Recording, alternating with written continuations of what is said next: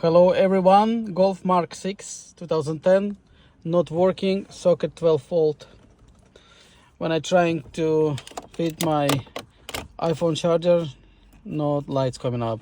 Okay, if you have similar problem, don't go straight away to the garage. Easy to fix this problem. First, what you have to do is check something there. On my situation, I found SIM card inside. That's why charger not working. But when I take it out, this SIM card, small one, it's still not working. Second step is check your fuses. Fuse box located on the side of dashboard.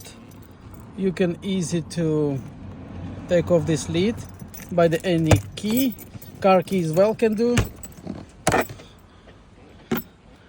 Okay, and you have to check your 20 ampere fuse, this one.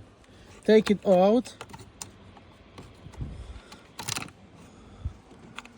and have a look. Fuse gone. Ta-da! Now I will fit another one and we'll see if it's working my charger. Okay, I found another 120 ampere fuse. That's it. We'll check now. Ignition on and socket. Ta-da! All working fine. Perfect. That's it.